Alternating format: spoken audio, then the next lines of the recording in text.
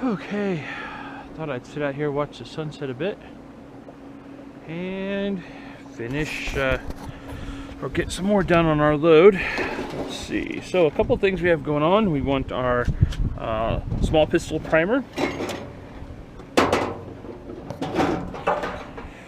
should have our 10mm. Ooh.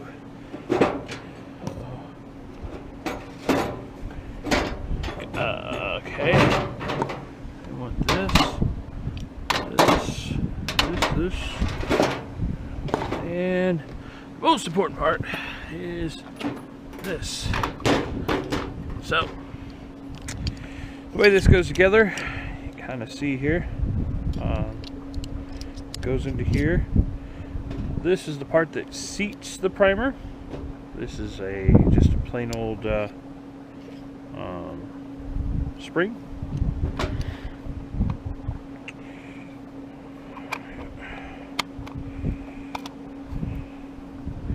And bada bing, bada bang, bada boom. Uh-oh. There we go. And that's how it works.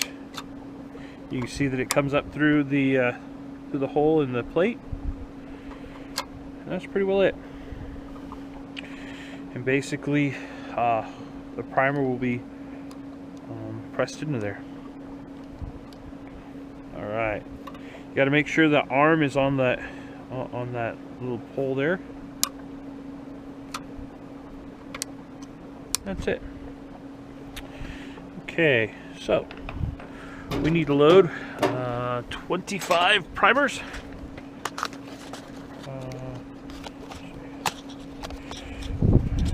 This one is probably one that's been used because it wasn't in there the same way. Let's see if I'm right. It is. All right, we need 20, 10, 20. Let's look on the other side. 1, 2, 3, 4, 5, 6, 7. Okay, so this will load 27. Some of these over. I messed up. It's not the end of the world, but we want to have as many as we can flipped the right way before we have to mess with anything. Those are all right. All right. So we only have 3, 2, and 1. Wasn't too bad. So we're using the small side, not the large side. Large pistol primer goes over to that large side. So you can kind of see there's a little break here or a big break. We want the big break towards the back. Okay. Now if we were going to take a break or we want to do something, we might flip this over here. That keeps it from going into letting the primers in. But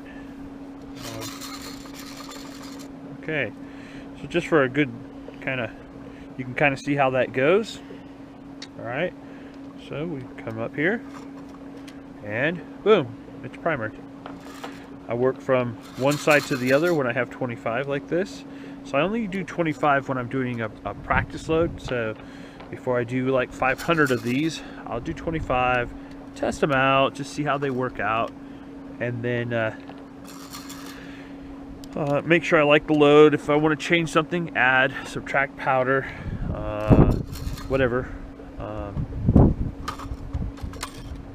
And that's what I'll do afterwards. So first 25 is a test. If I like it, well, then I'll load like 400 or 500 of them. That's an oddball.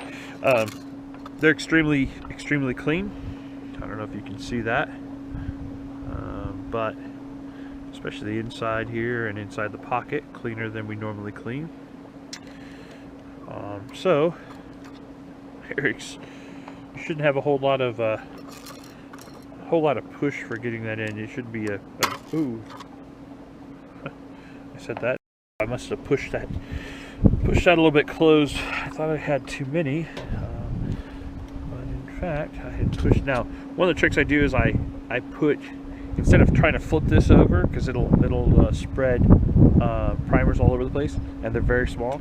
I flip this over, and that gets me all of my primers that way. That way they're not all over the place. And I still had two to flip over. Okay.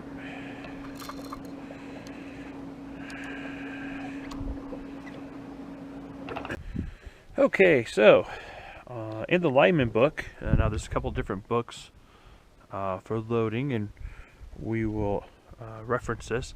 In the Lyman book, it says that we can use Bullseye, smokeless pistol powder, quail, and we can use 4 grains. So for this load, that's what we're going to start with.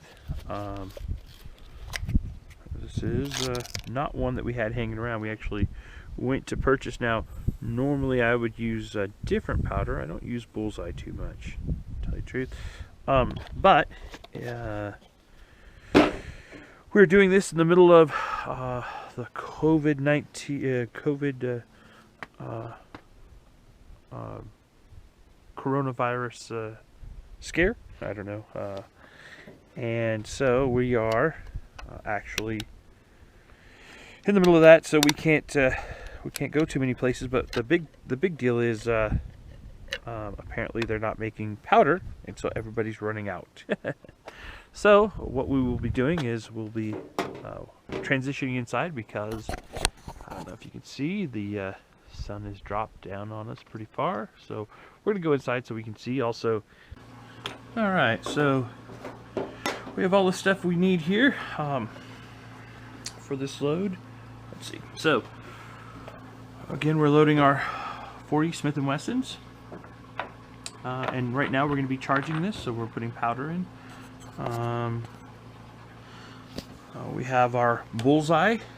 We looked on our Lyman load data, and for our grain of bullet, our cast bullet that we're using, we can load between 4 and 5 grains. Because this is the first time we're loading this, especially with Bullseye, I've never loaded this particular caliber with the same grain bullet projectile, and definitely never used the Bullseye for this. So what we're going to do is, this is going to be our first load. So we want to make sure we turn on our Hornady digital scale. We should have turned it on with this on it, but since we didn't, we can press the button and zero it out. Make sure it's 0, so we're going to pull this off and put it back on. Oh, look at that, still 0. So, I don't know how many we're going to get here. Let's go with our first go at this. We want between 4 and 5, and we got 6.4. So, the way this works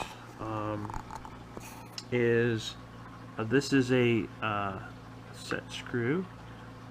We're going to move that up a little bit, and this some people call it a tickler or a trickler, TR. Either way, I don't care what you call it. But while we're loading here, we're gonna have this over here, and what we'll do is we'll be able to drop just a little bit in there. We want to get as close as we can to 4, but probably under it. And this is the odds of this happening are pretty low. We got exactly 4, so that's a perfect charge. We're going to put some here. We don't want it to go over it, so we might kind of screw that in just a teeny bit. The only reason I did that is it's easy to tickle stuff in. It's harder to trickle stuff out. So basically, there's a hole here, and you want to be able to cover that hole so that when you turn this, now it says it's 3.8. I don't like that. We're going to zero this out again and make sure, see where we're at. Okay. Yeah. See, we lost 0. Let's turn it off.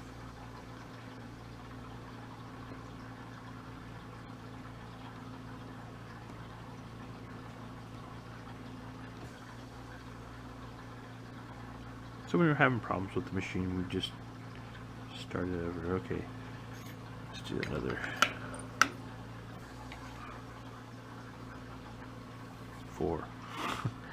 Alright, well, yes. Okay, again, we're going to work across. Now this is a little tougher. Actually, I don't like that it's not making good contact there, so what I will do... Uh-oh. What the heck?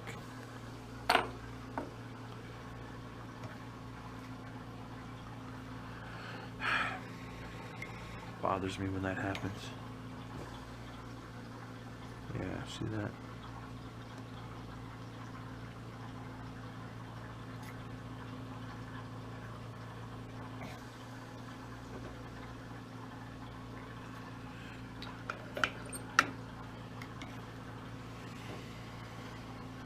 Ah, 4.3. That was important here. See, there's some residue here.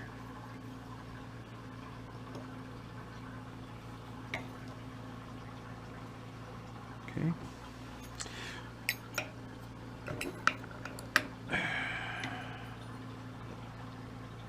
Okay.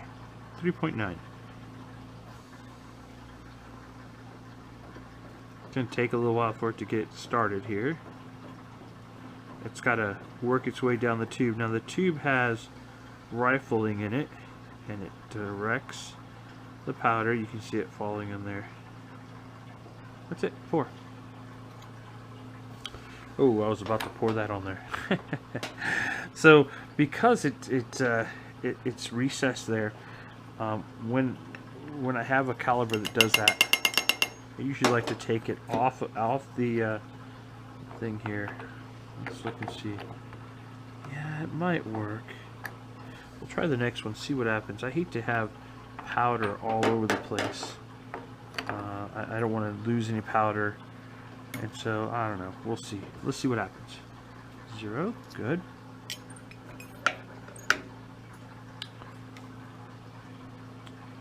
.6. It's not very repeatable. There's 0.7, 8, 9,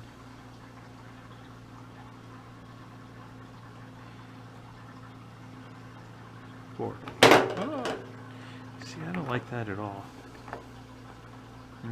Let's see what happens.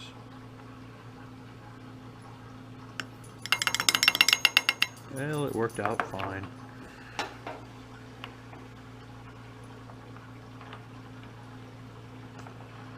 Well, it worked out fine. So one of the things you can do is, if you're not sure that you have a good load, you can put this on here, 0 it, say, okay, I've taken out the weight of the casting, and you can say I should have 4 grains. Same thing here. I should have 4 grains. That's a good check on your load.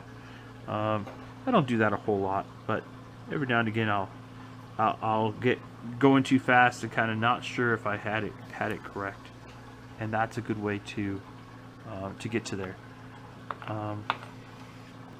All right. Well, we will